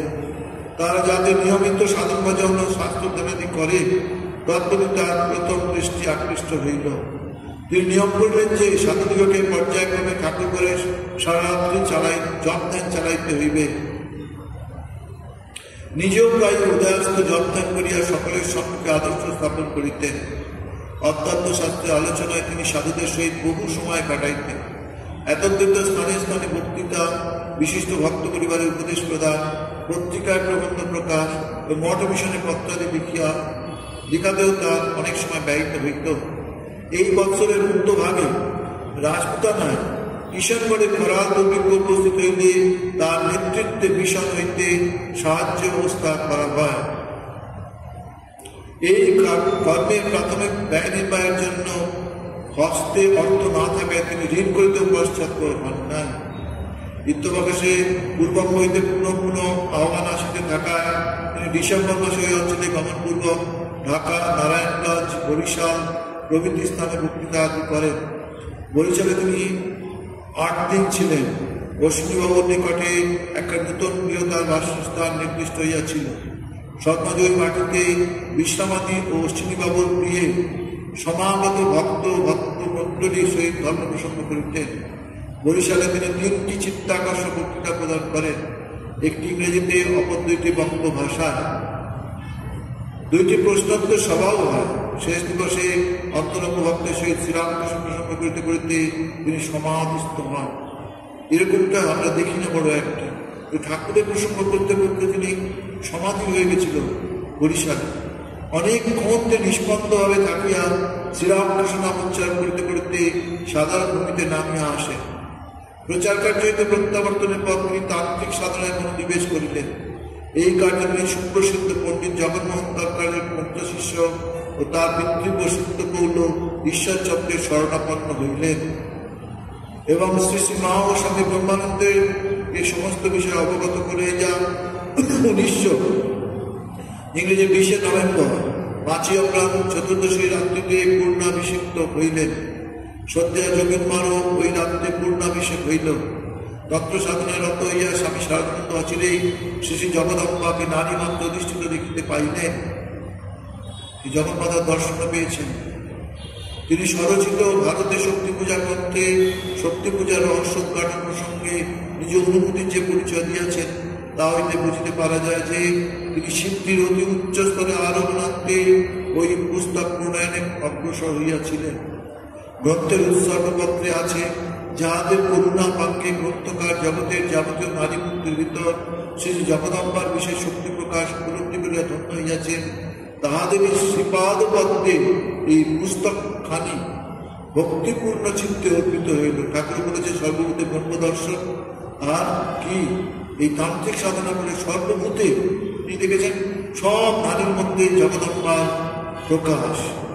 স্বামী দ্বিতীয়বার যখন আমেরিকা হইতে ফিরলেন তখন তিনি অসুস্থ, অথচ শ্রীরামকৃষ্ণ বাণী যাদের দেশ অচিরে গ্রহণ করে তজ্জন্য তার আগ্রহ বিলম্ব সহ্য করতে না পারিয়া দেশের অক্ষমতার মানে বিরক্তি রূপে আত্মপ্রকাশ করিতে লাগিল। এইসব মুহূর্তে কেউ তার সম্মুখে হইতে সাহস না পাইলেও কার্যব্যবস্থা সে সারদানন্দকে যাইতেই হইত। কিন্তু আশ্চর্যের বিষয় এই যে স্বামীজির আশীর্বাদ বা ভৎসনা বিচলিত না হইয়া তিনি নির্বিকার ভাবে সকার্যে সাধন নিরত থাকিতেন। স্বামীজি একদিন স্বামী ব্রহ্মানন্দ সারদানন্দকে কার্যগুলোকে কলিকাতায় পাঠাইয়াছিলেন। মঠে প্রত্যাবর্তনান্তে স্বামী সারদানন্দ যখন স্বামীজিকে জানাইলেন যে কার্য সম্পাদন হয় নাই, তখন স্বামীজি মনে করিলেন তন্নির্দিষ্ট পন্থা অতিক্রম করাই ঐরূপ হইয়াছে। অতএব বিরক্তি সহকারে সে অনুপম ভাষায় বললেন, ওই তো এক শাখার বুদ্ধি রেখে দে, সুদে আসলে বাড়ু, এরপরে কাজে লাগবে। এমন সময় সেবক আসিয়া উভয়কে চা দিয়ে গেলে সাধারণ বাদে বিনা ব্যক্তভাবে চা খাইতে বসিলেন, যেন কিছুই হয় না। তখন স্বামীজি যেন হতাশায় বলে উঠলেন, এর যেন বেলে মাছের রক্ত, কিছুতেই তাতে না। তিনি হয়তো ভাবিয়াছিলেন এইরূপ মর্মান্তিক ভৎসনার পরে সাধারণত অন্তত প্রতিবাদ জানাইবেন। আত্মস্থায়ী পুরুষের আত্মসংকরণের বহু দৃষ্টান্ত রয়েছে। একদিন ঠাকুর ঘরে পাচকের খর্দমাক্ত পদচিহ্ন দেখিয়া তিনি অত্যন্ত বিরক্ত হইলেন এবং শাসন করিয়া উদ্দেশ্যে তৎক্ষণাৎ তাকে তথায় ডাকিলেন। কিন্তু তার ক্ষণিক ক্রোধ অচিরে তিরোহিত হইয়া যাওয়ায় পাচককে সম্মুখীন দেখিয়া বললেন, না কিছু নয়, তুমি যেতে পারো। তিনি স্বীয় দৃষ্টি মানুষের অন্তর্নিহিত অব্যক্ত পূর্ণতার প্রতি নিবদ্ধ রাখিতে বলিয়া সাময়িক অপূর্ণতার প্রকাশে সহজে ধৈর্য হারাইতেন না। এই জন্য অন্যত্র যাহারা আশ্রয় পাইত না, তারাও সাদরে ও সসম্মানে তার নিকট থাকিতে পারিত। শাসন সম্বন্ধে তিনি বলিতেন, আমি বাবু স্কুল মাস্টার মতো বেদ হাতে করে কে কি করছে দেখে বেড়াতে পারবো না। কি ভালো কি মন্দ এই জানবার মতো বয়স তোমাদের সকলেরই হয়েছে। সমাজের ঠিক ঠিক কাজ আরম্ভ হইল স্বামীজির দেহত্যাগের পরে। তখনও প্রাথমিক গঠন কার্য চলিতেছে। অতএব অনেকগুলি শিশু প্রতিষ্ঠান পরীক্ষামূলকভাবে কিশোরী মিশনের বাইরে কাজ চালাইয়া নিজ সাফল্য দেখাইতে পারিলে মিশনে অন্তর্ভুক্ত হইত। স্বামী সারদানন্দ ইহাদের মূল্য স্বীকারপূর্বক বিবিধ রূপে সাহায্য করিতেন। এই হিসাবে 1902 ইংরাজির 20 আগস্ট তিনি কলকাতায় বিবেকানন্দ সোসাইটির প্রতিষ্ঠা কার্যে পৌরোহিত্য করেন। পরবর্তী বছর জানুয়ারি মাসে বাগবাজারে বিবেকানন্দ সমিতি প্রতিষ্ঠিত হইলে তিনি উহার সভাপতি হন। ওই বছরই 18 জুন তারিখে মেচুয়া বাজার স্ট্রিটে এক বৃহৎ অট্টালিকা ভাড়া লইয়া তার দায়িত্বে একটি ছাত্রাবাস স্থাপিত হয়। উহার নাম হয় বিবেকানন্দ স্মৃতি মন্দির এবং সারদানন্দজি উহার সভাপতি হন। কিন্তু দুর্ভাগ্যক্রমে 1 বছর পরে বাটির সত্ত্বাধিকারী ছাত্রাবাসটি তথায় রাখিতে অসম্মত হওয়ায় এবং অপর কোনো উপযুক্ত গৃহ সুলভ না হওয়ায় উহা বন্ধ হইয়া যায়।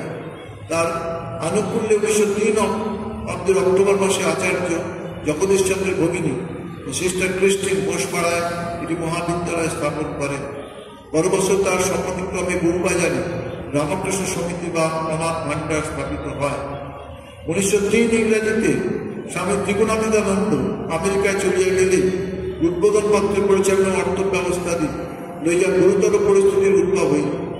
অবশেষে কর্তব্য নির্ধারণের জন্য স্বামী সারদানন্দের সভাপতিত্বে পত্র হৃদয়শিলা গৃহীত হইয়া স্থির করিলেন যে স্বামী শুদ্ধানন্দের পরিচালনায় পরীক্ষামূলকভাবে অন্তত 1 বৎসর উহা চালানো হইবে। তদবধি 1906 অব্দে গিরিন্দ্রলাল বসাক মহাশয়ের মৃত্যু পর্যন্ত তারা ছাপাখানা হইতে উহা প্রকাশিত হইতে থাকে। অনন্ত 30 নম্বর পুষ্করণের উদ্বোধন অফিস স্থানান্তরিত হয়, কিন্তু গৃহস্বামী শীঘ্র ছাড়িয়া দিতে বলিলে সারদানন্দজি স্ত্রীয় বাটির কথা ভাবিতে বাধ্য হন। অধিকত শ্রী শ্রী মা জয়রামবাটি হইতে কলকাতায় আসলে থাকার সুব্যবস্থা করা কষ্টসাধ্য ছিল, তার বাসস্থানের প্রয়োজন। এই সংকটকালে শ্রীযুক্ত কেদার দাস মহাশয় গোপাল নিয়োগী লেনে 1 খণ্ড ভূমি দান করিলেন। স্বামীজির গ্রন্থ বিক্রয় করিয়া স্বামী সারদানন্দের হাতে 2700 টাকা জমিয়াছিল। তদ্দরে গৃহ নির্মাণ আরম্ভ হইল। স্বল্প অর্থ নিঃশেষিত হইতে কতক্ষণ লাগে। তখন বীর ভক্ত সারদানন্দজি অনেকের আপত্তি সত্ত্বেও নিজ দায়িত্বে ঋণ করিয়া বাটির কার্য চালাইতে লাগিলেন। যথাকালে গৃহ সমাপ্ত হইলেই উহার একতলা উদ্বোধনের জন্য দোতলা শ্রীমায়ের আবাসস্থলে ঠাকুর ঘর রূপে নির্দিষ্ট হইল। ইয়ার পরে শ্রীমায়ের আহ্বানে মামাদের বিষয় বন্টনের মধ্যস্থতার জন্য তাকে 1909 খ্রিস্টাব্দের ইংরাজি 23শে মার্চ জয়রামবাটিতে যাইতে হইল। প্রত্যাগমন কালে তিনি মাকে সঙ্গে লইয়া আসিয়া 23শে মে নূতন বাটিতে প্রতিষ্ঠিত করিলেন। এখানে বলিয়া রাখা আবশ্যক যে 1899 খ্রিস্টাব্দে স্বামী যোগানন্দের দেহত্যাগের পর সারদানন্দ মহারাজ সৃষ্টি মায়ের সেবাধিকার পাইয়া যথাসাধ্য কর্তব্য পালনে অগ্রসর হইলেন। একদিকে মায়ের সেবা, একদিকে মিশনের সেক্রেটারি, সমস্ত কাজ যথাযথভাবে করতেন। তার সেবায় পরিতুষ্ট হইয়া মা একদা বলেন, শরৎ যে কদিন আছে সে কয়েকদিন আমার ওখানে অর্থাৎ কলকাতায় থাকা চলবে, তারপর আমার বোঝা নিতে পারে এমন তো কে দেখি না। শরৎটি সর্বপ্রকারে পারে, শরৎ হচ্ছে আমার ভারী।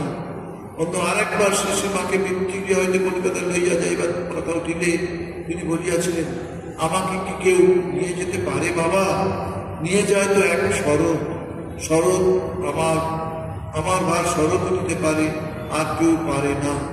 বস্তুত উদ্ধার পাঠি শ্রী শ্রী সারদানন্দের মাতৃভক্তির অপূর্ব নিদর্শন। নূতন পাঠিত মায়ের প্রতিষ্ঠানত্বে স্বামী সারদানন্দ আপনাকে মায়ের সেবা কথা আগন্তুক রূপে বোধে গর্ব অনুভব করিতেন। তার এই স্বেচ্ছায় মৃত দারোয়ানের কার্য সবসময় সুখকর ছিল না। একদিন বরিশালের ভক্ত শ্রীযুক্ত সুরেন্দ্রনাথ রায় মহাশয় মাতৃদর্শনে, আরো অনেকটা আছে, আমরা কিছুটা সংক্ষেপ করে নিতে পারলে ভালো হবে।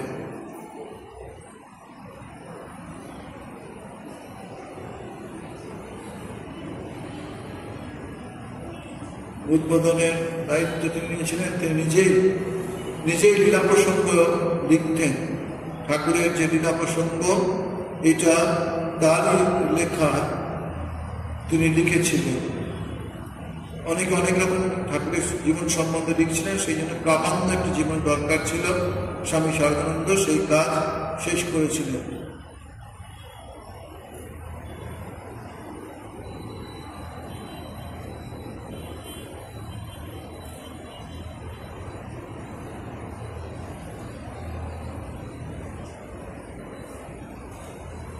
সাধন ভজন ইত্যাদির মধ্য দিয়েও তার জীবন কাটত।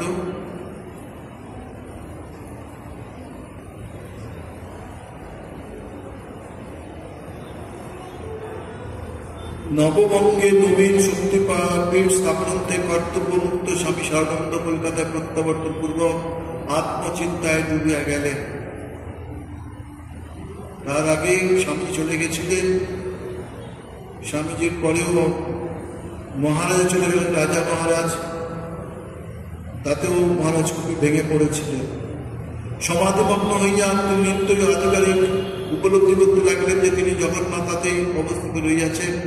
নিত্য এইরূপ অবস্থিতির জন্য তার মন অধিকতর লোলুপ হইতে থাকিল। এদিকে মৃত্যু শরীরে রোগেরও বৃদ্ধি হইয়াছিল। এইরূপ মানসিক ও শারীরিক অবস্থা সন্দর্শনে ভক্তগণ তাহাকে বিশ্রাম লাভের জন্য উন্নয় বিনয় করিয়া ভুবনেশ্বরে পাঠাইলেন। 12 নভেম্বর 1924 সেখানে শরীর সুস্থ হইল, কিন্তু শুধু গোলাম্মার অসুখের সংবাদে তাকে অচিরে কলিকাতায় ফিরিতে হইল। তার আগমনের 9 দিন পরেই 19শে ডিসেম্বর 1924 গোলাম্মা দেহত্যাগ করিলেন। একে একে একটা করে ইট খসে পড়ছে রামকৃষ্ণ সঙ্গে। তারপর সৎ মহারাজ কাশ্মীরে গমন করেন। মার্চ মাসে প্রত্যাবর্তন পরিধামে যাত্রা করেন এবং তদায়িত সেপ্টেম্বর মাসে কলিকাতায় ফিরিয়া আসেন। 1925 ইংরেজিতে তাকে সম্পূর্ণ কর্মবিরত বললেই চলে। তার ওই সময় অনেক একখানি পাত্রে তৎকালীন মনোভাব সুস্পষ্ট প্রকাশ হইয়াছে। আমি এখন কর্ম হইতে এক প্রকার অবসর লইয়া রইয়াছি। আমার যদি কোনোদিন ঠাকুরের আদেশ কোন কার্যের জন্য নিঃসন্দেহে পাই, তাহলে নবীন উৎসাহ লাগিয়া এবং তাহার নিকট হইতে শক্তি সমর্থ পাইব। যদি ওরূপ না পাই তাহলে আমার দ্বারা যা হইবার তা হইয়া গিয়াছে জানিবে। অনেকটাই মন উঠে গেছে, এরকম অবস্থা মনে হচ্ছে। কিন্তু কার্য সমাপ্ত প্রায় হইলেও তিনি জানিতেন যে তাহাদের অবর্তমানে সঙ্গের কর্ম অধ্যাত্ম সজ্জাতে পূর্ণবেগে নির্ধারিত প্রণালীতে প্রবাহিত হয়, তার জন্য তাহাদিগকে ব্যবস্থা করিয়া যাইতে হইবে। এত উদ্দেশ্যে তিনি সকলের সহযোগে 1926 অব্দে বেলুর মঠে একটি মহতী সভার আহ্বান করেন, কনভেনশন। উহাতে বিভিন্ন কেন্দ্র হইতে বহু সাধু ভক্ত সমবেত হইয়া সঙ্গের ভাবী কল্যাণ বিষয়ে আলোচনা করেন। সভার সভাপতি হইলেন স্বামী শিবানন্দ এবং সম্পাদক হইলেন স্বামী শারদানন্দ। অতঃপর ক্রমবর্ধমান রামকৃষ্ণ সংঘের পরিচালনা একজনের পক্ষে সম্ভবপর নয় জানিয়া অধিবেশনের স্বল্পকাল পরেই সকলের সম্মতিক্রমে তিনি একটি কার্যনির্বাহক সমিতি গঠন পূর্বক বা হস্তে দৈনন্দিন কার্য সম্পাদনের দায়িত্ব তুলিয়া দিলেন। এইবার তার কর্তব্য সত্যই সমাপ্ত হইল। এখন হইতে তার জীবন ধারা একটি পরিবর্তন সকলেই লক্ষ্য করিলেন। এখন হইতে তিনি সর্বদা সম্পূর্ণ আত্মস্থ, যাতে ডাক্তার ও ভক্তগণ প্রমাদ করিলেন এবং ধ্যান জগতি কমাইয়া একটু শরীরের দিকে দৃষ্টি দিতে অনুরোধ জানাইলেন। কিন্তু শরৎ মহারাজ মৌন প্রফুল্লতার সেই মস্তক আন্দোলনপূর্বক সকলকে নিরস্ত করিলেন। স্বামী শারদানন্দজিকে দীক্ষা দেওয়ার অনুমতি দেওয়া হয়েছিল, সেইভাবে তিনি নিজেও দীক্ষা দিতেন। তার শারীরিক অবস্থার ক্রমেই অবনতি ঘটিতেছে, ইহা তিনি অবগত ছিলেন। কিন্তু পরের উদ্বেগ জন্মাইতে তিনি সর্বদা অপরাধ, সুতরাং সেবককে সাবধান করিয়া দিয়েছিলেন তার বিষয় লইয়া যেন বিশেষ আলোচনা না হয়। অর্থাৎ ভক্তদের অজ্ঞাত ছাড়াই তিনি তাহাদের নিকটতে বিদায় লইবার জন্য প্রস্তুত হইতে লাগিলেন। 1927 অব্দের 6 আগস্ট সকালে তিনি যথানিয়মে জপ ধ্যানে বসিলেন। অন্যদিন দিব্যরতি হইলেও তার জপ ধ্যান চলিত, কিন্তু আজ কিন্তু অচিরে আসন ত্যাগপূর্বক ঠাকুর ঘরে প্রবেশ করিলেন। সেখানে প্রায় অর্ধঘণ্টা অতিবাহিত হইল। সকলে ইহাও অস্বাভাবিক। ফিরিবার পরে দ্বার পর্যন্ত অগ্রসর হইয়া পুনর্বার প্রবেশ করিলেন। মাতা ঠাকুরের ঘটের সম্মুখে কিয়ৎক্ষণ মৌন প্রার্থনা জানাইয়া পুনর্বার দ্বার অভিমুখে অগ্রসর হইলেন। সকলে দেখলেন যারা কাছে ছিলেন যে মহারাজজি এই সময় পরে একটা ঠাকুর ঘরে যান না, তা সত্ত্বেও গেলেন এবং দর্শন করে আবার অনেকটা দরজার মুখে ফিরে এসেছেন। ফিরে এসেও আবার যেন কি বলার ছিল বা প্রার্থনা করার ছিল সেরকম ভাবে, কিন্তু তার অতিক্রম না করিয়া পুনর্বার পূর্বস্থানে উপস্থিত হইয়া প্রার্থনায় রত হইলেন। এইরূপ কয়েকবার হইতে লাগিল। অবসরে যখন সকক্ষে আসিলেন তখন তার মুখে এক অপূর্ব শান্তি বিরাজিত। সমস্ত দিন সাধারণভাবে কাটিয়া গেল। অনন্তর সন্ধ্যারতির পর সেবক কিছু কাগজপত্র লইয়া ঘরে আসিলে তিনি আলমারিতে রাখিতে গেলেন। অমনি অকস্মাৎ শরীর অসুস্থ বোধ হওয়ায় সেবককে একটি ওষুধ প্রস্তুত করিতে এবং কাহাকেও কোনো সংবাদ না দিতে বলিয়া শয্যা গ্রহণ করিলেন। ইহাই তার শেষ বাণী ও শেষ কার্য। চিকিৎসক আসিয়া স্থির করিলেন সন্ন্যাস রোগ হইয়াছে, আরোগ্যের আশা নাই। এইভাবে প্রায় 10 দিন অতিবাহিত হইলে 19 আগস্ট রাত্রি 2টার সময় যোগীবর স্বামী শারদানন্দ মহারাজ মহাসমাধিতে প্রবেশ করিলেন। মহারাজের অপূর্ব সুন্দর জীবন আমরা পাঠ করার চেষ্টা করলাম। শেষে অনেকটা বড় থাকায় কিছুটা সংক্ষেপ করে নিতে হলো। আজকের এই বিশেষ দিনে শ্রীমৎ স্বামী শারদানন্দজি মহারাজের চরণে আমাদের সকলের প্রার্থনা, মহারাজ কৃপা করে আমাদের জ্ঞান দিন, ভক্তির বুদ্ধি দিন, পথ দেখিয়ে নিয়ে চলুন। আগামী দিনগুলো যাতে ঠাকুরের কাজে আমরা ঠিক মতো ব্রতী হতে পারি সেই আশীর্বাদ এবং সাধুযুক্ত ভাব যাতে আমাদের ধরে রাখতে পারি। স্বামীজি যেটা বলেছিলেন, বহুজন হিতায় বহুজন সুখায়, আমরা কাজ করতে পারি। এই আত্মানমোক্ষার্থম জগদিতায় যে স্বামীজির বাণী, সে পূর্ণভাবে আমরা জীবন দান করতে পারি। আবারও ঠাকুরমা স্বামীজির আশীর্বাদ, মহারাজজির আশীর্বাদ প্রার্থনা করে শেষ করে ওম নিরঞ্জনম নিত্য অনন্ত রূপম ভক্তানুকম্পাদিত বিগ্রহম বৈ ঈশাবতরম পরমেশ মিত্যম তম রামকৃষ্ণম শিরসানম। ওম শান্তি, ওম শান্তি, ওম শান্তি। হরিওম তৎসৎ। শ্রী রামকৃষ্ণ অর্পণমস্তু।